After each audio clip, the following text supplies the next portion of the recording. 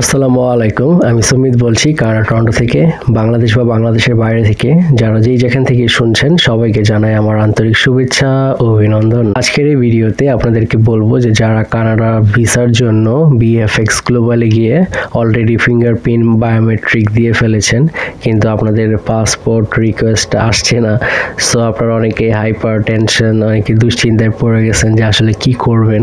So তাদেরকে আজকে আমি বলবো যে আসলে আপনাদের কেন পাসপোর্ট রিকোয়েস্ট আসছে না। অনেকেই আপনারা অনেক দেশে ঘুরেছেন, হয়তোবা আপনাদের ব্যাংক স্টেটমেন্টটাও ভালো, আপনাদের সমস্ত কিছুই ঠিক আছে, কিন্তু তারপরেও আপনারা মনে মনে বলছেন যে আমাদের সব কাগজ তো ঠিকই আছে, কিন্তু আমাদের কেন এখনো পাসপোর্ট রিকোয়েস্ট আসছে না। আপনারা দেখেন 1 থেকে 21 দিনের মধ্যেই আপনাদের পাসপোর্ট রিকোয়েস্ট আসে, কিন্তু অনেক সময় 39 দিন এটা দেখায়।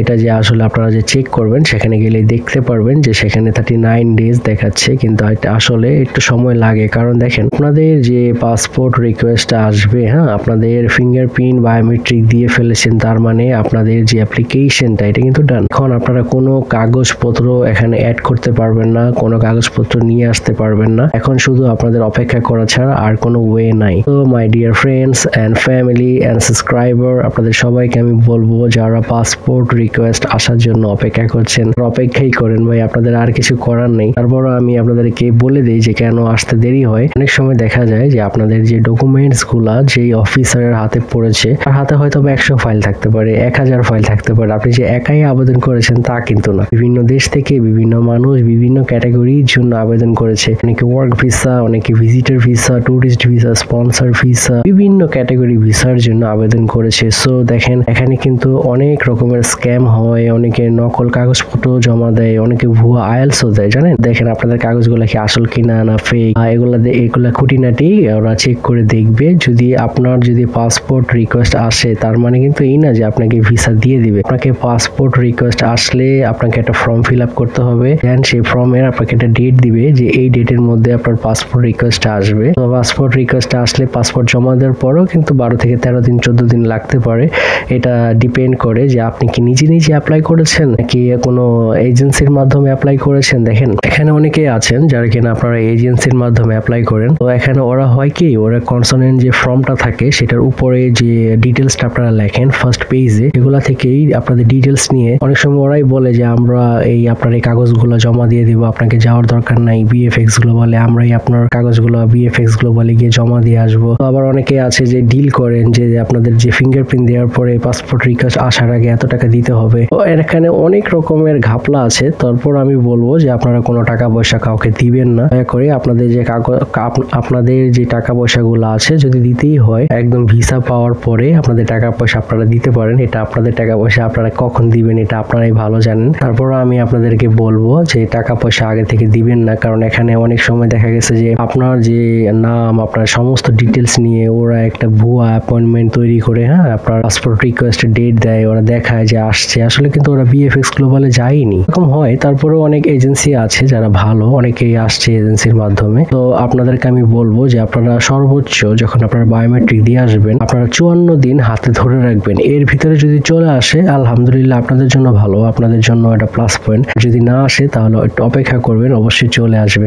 আর পাসপোর্ট রিকোয়েস্ট আসলে আপনারা যে পাসপোর্টটা জমা দিবেন, আমি আগেও বলেছি এখনো বলছি, পাসপোর্টটা দেখবেন। পাসপোর্টের যে পেজগুলো আছে সেগুলো যেন সব ঠিক থাকে, ছিঁড়া ফড়া কোনো ভুল এগুলা যেন না থাকে। একটা পেজের সাথে আর একটা পেজ যেন লেগে না থাকে। আর 5 সেন্টিমিটার টু 7 সেন্টিমিটার যে ফটোটা আপনারা দিয়েছেন বায়োমেট্রিকের সময় এটাও যেন কানাডার ফরম্যাটে হয়, এগুলোও খেয়াল রাখবেন। তারপরে আপনাদের যে ব্যাংক স্টেটমেন্টটা দিয়েছেন পাসপোর্ট রিকোয়েস্ট আসার আগে, যে ব্যাংক স্টেটমেন্টগুলো আপনারা দিয়েছেন এগুলাও যেন ঠিক থাকে। সো আপনাদেরকে আমি এটাই বলতে চাই যে আসলে আপনারা অনেক সময় হাইপার হয়ে যান যে আমার পাসপোর্ট রিকোয়েস্ট আসছে না কেন।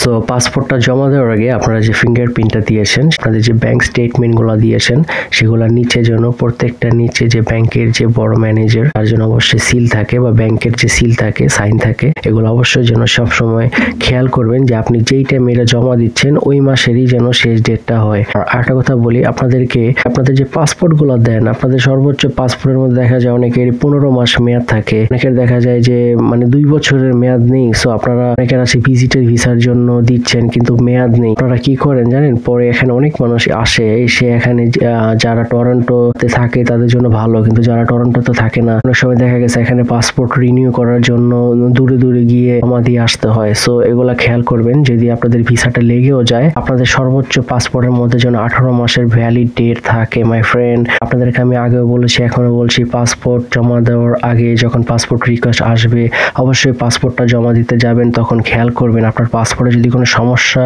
থাকে, অবশ্যই আপনারা সময় নেবেন, সময় নিয়ে নতুন করে পাসপোর্টটা রিনিউ করে তারপর আপনারা জমা দিবেন। আপনাদের পাসপোর্টের মধ্যে সমস্ত পেজ যেন ঠিক থাকে, সমস্ত ডিটেলস যেন ঠিক থাকে, আপনার নাম, আপনার বাবার নাম, আপনি কি ম্যারিড কিনা, আপনার ম্যারিড থাকলে আপনার স্পাউজের নাম, আপনার স্পাউজের নামের সাথে আপনার স্পাউজের পাসপোর্টের নাম কি ঠিক আছে কিনা, আপনার পাসপোর্টের সাথে আপনার কাবিননামার যে নামটা এখন আপনার স্পাউজের নাম আছে সেটা কি আপনার পাসপোর্টের নামের সাথে মিল আছে কিনা। কারণ আপনি ইন দ্য ফিউচার যখন এখানে আসবেন, আপনি যখন ওনাদেরকে এখানে আনতে যাবেন, আপনাদের কিন্তু এগুলো নিয়ে অনেক সমস্যা হতে পারে।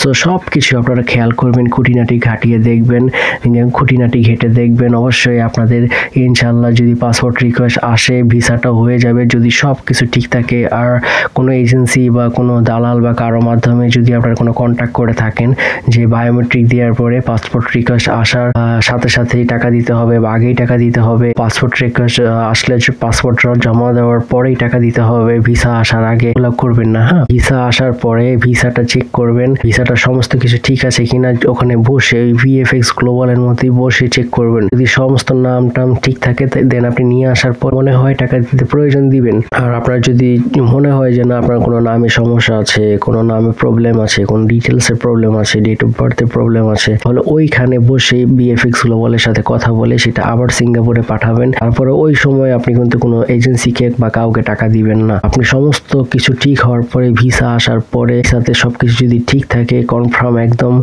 অল ফাইনাল, দেন আপনি টাকা দিতে পারেন। পরে আমি বলবো যে আমি গত ভিডিওতে বলেছি যে 20% করে এখানে আসলে অফিস থেকে টাকা কেটে নেবে 7 লাখ টাকা, এগুলা নিয়ে আমি গত ভিডিওতে কথা বলছি, আপনারা দেখতে চাইলে দেখতে পারেন। আপনাদেরকে যদি ভিসা দিয়ে দেয় কানাডার সরকার, আপনারা যদি কানাডাতে আসেন, কি কাপড় চোপড় নিয়ে আসবেন, কেমন করে আসবেন, বিমানে কি কি হয় না হয়, সমস্ত কিছু নিয়ে আমার এই চ্যানেলে ভিডিও আছে। আমার বন্ধুরা আপনারা চাইলে দেখতে পারেন। সো আমার চ্যানেলে যারা নতুন বা পুরাতন, আমার অনেক দর্শক আছেন, শুধু আমার ভিডিও দেখেন, সাবস্ক্রাইব তো করেন নাই ভাই।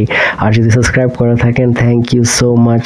আর যারা এখনো সাবস্ক্রাইব করেননি, please subscribe my channel and click notification for more update. And if you love to watch my videos, like this video, thank you, thanks for watching my video. আর আমার যে প্লেলিস্ট আছে এখানে আমি আই বাটনে link দিয়ে দিব, প্লেলিস্টে click করে দেখতে পারবেন। আমার অনেক ভিডিও আছে কানাডা রিলেটেড, আপনারা দেখতে চাইলে দেখতে পারেন। আর এন্ড স্ক্রিনেও 2টা ভিডিও আছে আমি এখানে দিয়ে রেখেছি, যদি দেখতে চান দেখতে পারেন। আর ভালো থাকেন, thank you, tata, bye by.